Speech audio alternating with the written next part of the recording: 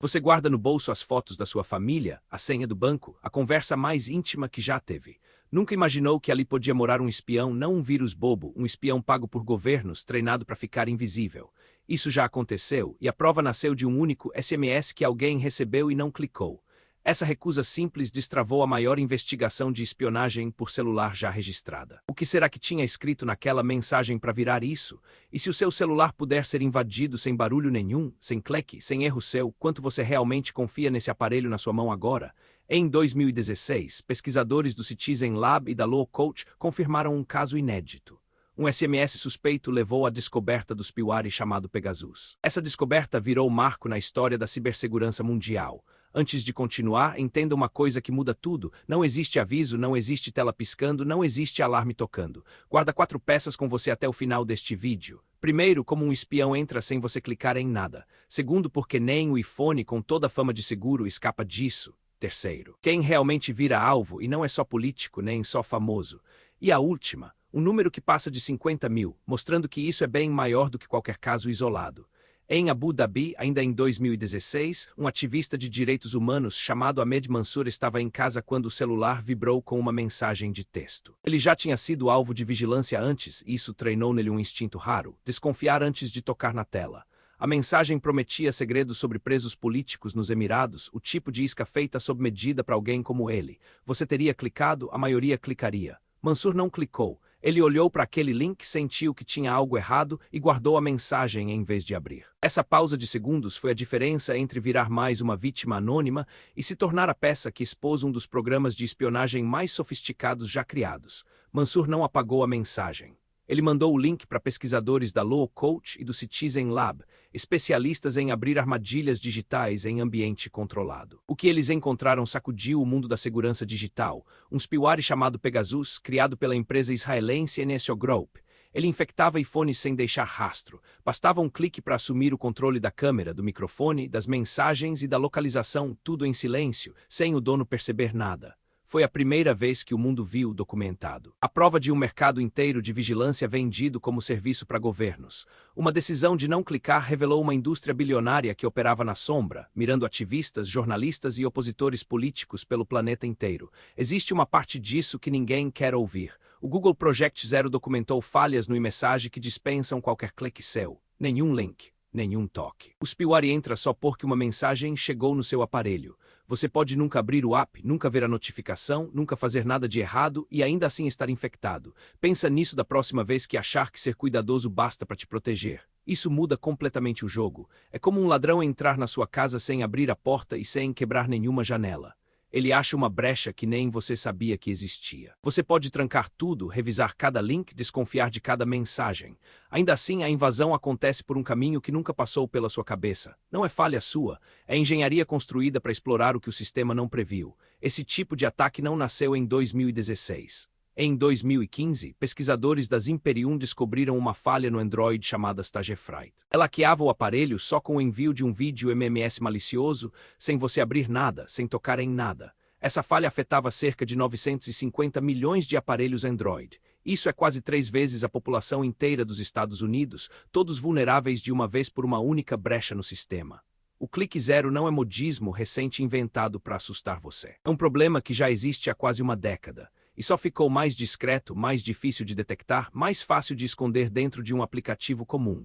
Enquanto você lê isso agora, alguém em algum lugar do mundo já está testando a próxima falha desse tipo. Se quase 1 bilhão de aparelhos já esteve exposto assim, o que te faz achar que o seu hoje está seguro? Na França, Claude Mangin só queria visitar o marido. Preso político no Saara Ocidental. Cada mensagem de carinho, cada arranjo de viagem, passava pelos olhos de um spyware Pegasus instalado no aparelho dela, sem que ela soubesse. Ela não era chefe de estado nem celebridade. Era uma esposa tentando manter um casamento vivo através de um oceano e de uma prisão. Pensa em como você reagiria se cada carta de amor sua fosse lida por um desconhecido pago para isso. Isso não é ficção. Está documentado. O caso de Karine Kanimba dói de um jeito diferente. Filha de um ativista ruandês preso, ela viajava entre países fazendo pressão diplomática para libertar o pai.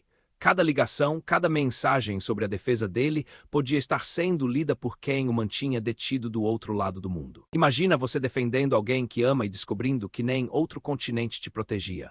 A ferramenta criada para proteger governos virou instrumento para esmagar quem só queria ver o pai livre. Em 2021, um vazamento revelou o tamanho real disso. Mais de 50 mil números de telefone estavam numa lista de possíveis alvos. Isso. Espalhado por pelo menos 10 países diferentes, mais nações do que membros permanentes no Conselho de Segurança da ONU.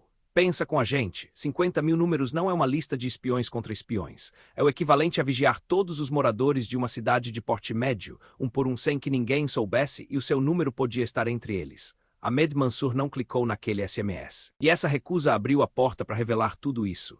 Hoje esse tipo de espionagem dispensa até o seu erro. Ela só precisa do seu número de telefone. A defesa real não é desconfiar de tudo o tempo inteiro. É criar o hábito simples de segurança que quase ninguém constrói. E fica a pergunta, como alguém percebe que já foi invadido? Às vezes a resposta chega tarde demais. Em outubro de 2018, o jornalista Jamal Khashoggi entrou no consulado saudita em Istambul e nunca mais saiu. Ele vivia exilado nos Estados Unidos, temendo o próprio governo que criticava. O perigo já tinha entrado antes dele pelo bolso de quem ele amava. A esposa dele e amigos próximos tinham celulares infectados com Pegasus. Não o telefone dele, o dos outros. Porque para te vigiar, ninguém precisa invadir o seu aparelho. Basta invadir quem fala com você. E foi exatamente isso que o Citizen Lab encontrou depois. Mensagens, localizações, ligações de pessoas do círculo dele monitoradas nas semanas ao redor do assassinato. Ninguém provou uma linha reta entre o Spilwari e a morte. Mas a pergunta ficou pairando pesada, sem resposta confortável. E se soubessem exatamente onde ele ia estar? Imagina duas pessoas que se amam. Cada uma segurando o próprio celular, achando que só o conteúdo da conversa é o que importa. Não é. O aparelho virou porta de entrada mesmo sem ser o alvo direto. Você pode nunca clicar num link suspeito, nunca abrir um anexo estranho e mesmo assim estar exposto e porque alguém perto de você foi infectado primeiro. É esse o método frio por trás do caso. Vigiar quem o alvo ama, não o alvo. Simples e eficiente. Assustadoramente difícil de perceber a tempo. Você pode estar segurando seu celular agora achando que ele funciona normal. Isso não prova nada. Segundo a Amnesty Internacional, os Spilwaris mais avançados são feitos para rodar em silêncio, sem travar, sem esquentar, sem drenar a bateria de um jeito óbvio. O objetivo nunca foi ser descoberto rápido. Ele foi feito para durar meses até anos sem deixar rastro. Esquece aquele mito de tela piscando, app abrindo sozinho, celular esquentando do nada. Isso existe sim, mas é o spyware amador, o de baixo custo. O de alto nível, o que governos pagam milhões para usar contra jornalistas e ativistas, foi desenhado por gente que sabia exatamente o que você ia procurar e evitou deixar exatamente isso. Então a pergunta que te incomoda agora é a certa, se não dá para sentir. Como alguém percebe? Em 2022, a Apple fez algo que nenhuma grande empresa de tecnologia gosta de fazer, admitiu publicamente que não conseguia garantir proteção total.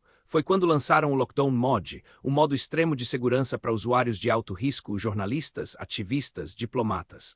Pense no que isso significa vindo justamente da Apple. A empresa que vendeu por anos a ideia de que iPhone era território seguro, império fechado, imune a esse tipo de invasão.